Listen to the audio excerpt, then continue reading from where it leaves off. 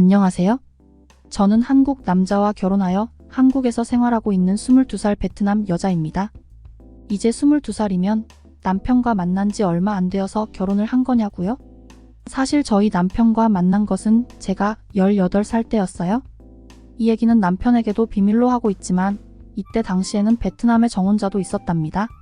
하지만 어렸을 때 아무것도 모를 때 했던 친구와의 장난 같은 약속이었기에 심각한 사이는 아니었어요. 그럼에도 저는 늘 그 친구와 결혼을 해야 한다는 생각을 가지고 있었고 그래야 한다고 생각했죠. 이때는 사랑이라는 것도 몰랐고 정혼자 친구에게 특별한 감정을 느끼고 있지도 않았어요. 그런 와중에 저는 어느 날 평상시와 같은 부모님의 심부름을 하기 위해 시내로 나갔을 때였어요. 이때 제가 보기에는 조금 이질감이 드는 아시아 남자가 저에게 말을 걸어왔어요. 어설픈 베트남어와 스마트폰 번역기로 저에게 길을 물어보는 듯 했죠. 알고 보니 이 남자는 23살의 한국 남자였고 군복무를 마친 이후에 베트남으로 여행을 온 관광객이었어요.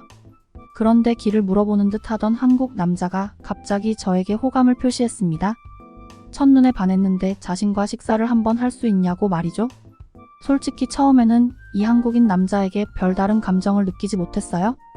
외모도 한국인 치고는 잘생긴 편도 아니었고 키도 크지 않았죠.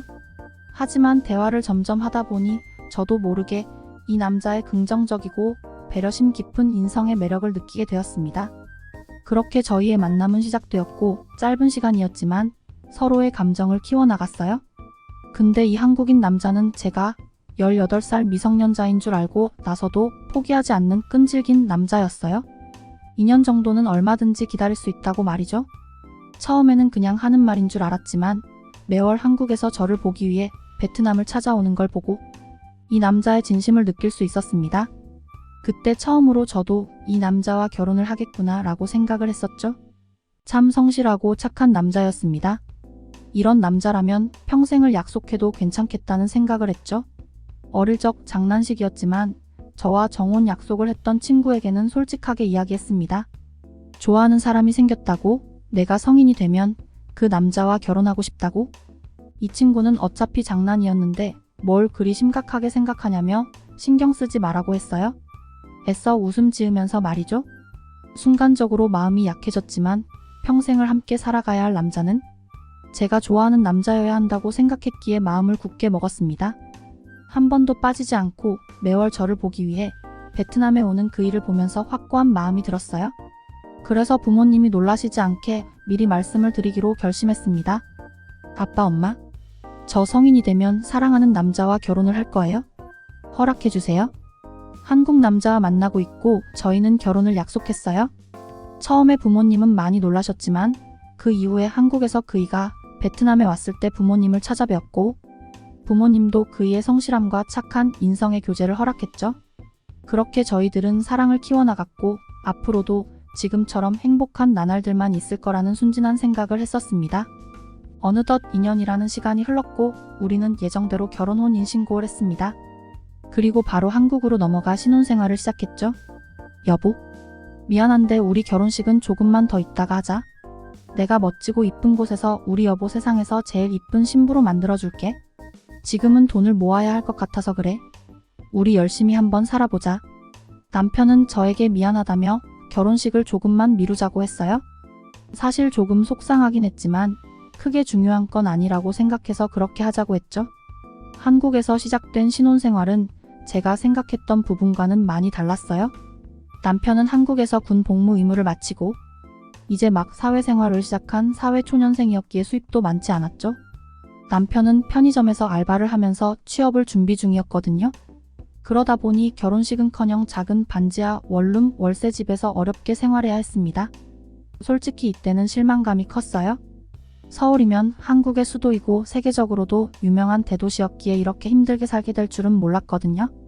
심지어 남편이 편의점에서 알바비를 한 달 밀려서 받은 적도 있었는데 그 달에는 하루 두 끼를 라면만 먹어야 될 정도로 형편이 좋지 않았죠. 이 정도의 가난이면 앞으로의 생활이 정말 막막하겠다 생각해서 남편에게 저도 나가서 일을 하고 싶다고 이야기했어요. 그러자 처음에는 남편이 고민을 하는가 싶더니 얼마 후 그렇게 하자고 했죠. 그런데 이게 웬일인지 일자리를 알아보던 중에 시어머니께서 전화가 왔어요. 혹시 일자리 알아보는 중이니? 아직 일자리 구한 건 아니지? 일단 집으로 당장 들어오거라. 다소 차갑게 느껴질 정도로 무거운 목소리로 어머님은 저를 집으로 들어오라고 하셨어요. 무슨 일이 생겼나 해서 집으로 들어갔더니 어머님과 남편이 저를 기다리고 있었죠. 알고 보니 제가 살림의 보탬이 되겠다고 일을 하러 나간다고 하자 저희 남편이 어머님에게 돈을 빌리기 위해 손을 벌렸던 거였습니다. 그래서 일을 하지 못하게 하기 위해 엄포를 놓으시러 온 거였죠. 내가 여기저기 알아보니 베트남 며느리들은 일하러 다니기 시작하면 결국 가정에 소홀하게 되고 가정에 불화가 생긴다고 하더구나. 살림의 보탬이 되기 위해 그러는 거 잘 알지만 차라리 내가 조금씩 도움을 줄 테니 세아가 너는 당분간 집안일에만 신경 쓰려무나. 어머님은 어디에서 무슨 이야기를 들으신 건지 베트남 여성에 대한 편견이 묻어있는 발언들을 하셨어요. 남편이 부모님에게 도움까지 요청하는 것을 보니 제가 밖에서 일하는 게 내키지 않나 보다 생각해 어쩔 수 없이 그 뜻을 따르기로 했습니다. 그러던 어느 날 베트남에 엄청난 폭우가 쏟아져 심각한 산사태까지 일어난 적이 있었습니다. 불행하게도 저희 부모님이 계신 집까지 피해가 있었는데요. 불행 중 다행으로 미리 대피해서 부모님 모두 목숨은 건졌지만 집이 몽땅 부서져 버렸습니다. 저희 부모님에게 이런 일이 있다는 걸 알고 난 이후에는 걱정이 되어 집안일도 손에 잡히질 않았어요. 지금 당장은 친척 집에서 지내고 계시다고 저한테는 걱정 말라고 하셨지만 저희 집 형편이 그리 넉넉하지 않아서 새롭게 집을 지을 만한 돈이 없다는 걸 잘 알고 있었습니다. 이럴 때 제가 한국에서 일을 하고 있었더라면 돈을 마련해서 부모님을 도울 수 있었을 거라는 생각이 들자 괴로웠습니다. 남편도 그리 넉넉한 형편이 아니라는 걸 누구보다 잘 알았기 때문에 도움을 요청할 수도 없었죠. 상황이 이렇게 되다 보니 지금의 한국 생활이 불행하다는 생각마저 들었어요. 그래서 저는 남편을 설득하려고 했습니다. 여보, 나 허락해주면 안 돼? 우리 결혼식도 못 올렸잖아? 여보가 어머님 잘 설득해서 허락 좀 받아줘. 나도 일하면 우리 더 빨리 돈 모을 수 있잖아? 응? 남편은 제 부탁에 난처해하면서도 거절하지는 않았어요. 그리고 얼마 후 제가 한국말을 조금 더 공부해서 익숙해지면 그때 같이 알아보자고 했죠. 일단은 저도 그 정도로 만족해야만 했어요. 그렇게 저는 한국어 공부를 하면서 한편으로는 부모님을 걱정하며 지내고 있었습니다. 그런데 어느 날 저희 부모님에게 연락을 받았습니다. 내 딸 잘 지내지? 우리 걱정은 하지 말거라. 원래 있던 곳보다 더 좋은 지역에 가서 새롭게 집을 짓고 있단다. 그러니 너는 아무 걱정 말고 한국 생활에 집중하렴. 저를 안심시키기 위해 거짓말을 하는 건 아닌가 하는 생각이 들었지만 저에게 새로운 집 주소까지 알려주시는 거 보면 통 거짓말은 아닌 것 같았어요. 그렇게 부모님 일은 한시름 놓게 되었고 어느덧 제가 한국에서 생활한 세월도 2년이라는 세월이 흘렀습니다. 한국어가 능숙해진 저도 일을 하고 있었지만 아직도 크게 형편이 나아진 건 아니었어요. 하지만 분명 하루하루 좋아지고 있다는 건 확실했죠.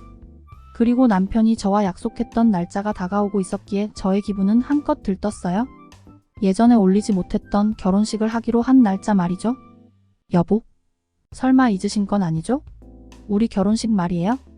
곧 그 날짜가 다 되어가요. 우리 그동안 열심히 했고 이제는 정식으로 결혼식 올리는 게 좋을 것 같아요. 날짜가 다가오는데도 결혼식 얘기가 없는 남편을 보니 불안한 마음이 들어서 제가 먼저 물어보았어요. 그런데 이게 웬일인지 제가 더더욱 불안해질 법한 표정을 짓는 게 아니겠어요? 난처한 웃음을 짓던 남편이 결혼식은 내년 이맘때쯤에 하자는 거예요. 저는 그동안 참아왔던 울분이 한꺼번에 터져 나오는 듯 했습니다. 그래서 이날 처음으로 저희 남편과 부부싸움이라는 걸 했죠. 사실 결혼식이 크게 중요한 건 아니었지만 남편이 저에게 한 약속들이 하나도 지켜지지 않는 것 같아서 평소에 저도 내심 불만이 있었나 봐요. 게다가 일을 하지 못하게 하면서 저희 부모님이 폭우 피해를 입었을 때 도움도 드리지 못한 것이 내심한이 되기도 했었고요. 결국 쌓인 감정들이 한꺼번에 폭발을 하자 처음 하게 된 부부싸움이었지만 감정의 골이 깊어졌어요. 물론 성격 좋은 남편은 화 한 번 내지 않고 난처해하기만 했죠. 그런 모습이 좋아서 결혼했지만 이때는 그런 모습마저도 화가 나더라고요. 결국 저는 혼자서 친정에 다녀오겠다며 남편만 두고 혼자 베트남으로 향했습니다.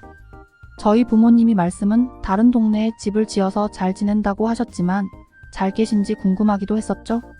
저는 부모님이 계신 곳으로 향했고 거기에서 일주일 정도 머무른 후 다시 한국으로 들어왔습니다. 그리고 집에서 저를 기다리고 있던 남편을 보고 하염없이 울었죠. 저는 닭똥 같은 눈물을 뚝뚝 흘리며 내가 너무 미안했다고, 그리고 남편을 내가 너무 사랑한다고 말했습니다. 베트남에 있는 부모님이 새로 이사를 했다는 곳은 폭우가 발생하더라도 산사태 위험이 없는 좋은 주택 자리였고, 새롭게 지었다는 집도 과거의 집에 비하면 아주 좋았습니다. 이런 자리에서 집을 지을 돈을 어디에서 났는지 궁금했는데, 알고 보니 이 모든 것은 저희 남편이 저 몰래 도와줬던 것이었죠. 결혼식을 올리기 위해 모아둔 돈으로 저희 부모님을 도왔던 것입니다. 그런 것도 모르고 저는 약속했던 결혼식을 하지 않는다고 그렇게 화를 내고 싸웠으니 마치 죄인이 된 것만 같았습니다. 남편은 언제나 그랬듯 웃으면서 저를 반겨주었어요. 여보, 우리 내년에는 꼭 결혼식 하자. 세상에서 가장 이쁜 신부로 만들어줄게. 다 잘 될 거야. 사랑해. 제가 이 남자를 사랑할 수밖에 없었던 이유가 다시 떠올랐습니다. 그리고 저희는 1년이 채 지나지 않아서 결혼식을 올렸습니다. 최근에야 알게 된 사실인데요. 그동안 저희 남편의 집에서는 저희들의 결혼을 탐탁지 않게 생각하고 있었어요. 그러다가 시간이 흐르고 저와 남편이 진정으로 독립하여 행복한 인생을 살려고 최선을 다하고 있다는 걸 아시고 서서히 마음의 문을 여신 거였죠. 이번에 결혼식을 하게 된 것도 실은 저희 시아버지와 시어머님의 도움이 컸습니다. 앞으로의 미래는 어떤 일들이 펼쳐질지 알 수 없지만 지금 저는 저희 남편과 한국에서 살아가는 것이 너무나 행복하고 좋습니다. 그리고 지금 이 순간만큼은 저는 남편에게 가장 이쁜 신부였고 남편은 저와 결혼할 때 약속을 지켰습니다. 남편과 싸우고 친정에 잠깐 갔을 때도 사실 한국 생활이 그리워서 빨리 오고 싶더라고요. 그만큼 한국에 정이 들었나 봐요. 앞으로도 저희 남편이랑 오손도손 열심히 잘 살고 싶어요. 저에게 새로운 인생을 살게 해준 한국과 남편 고맙고 사랑합니다.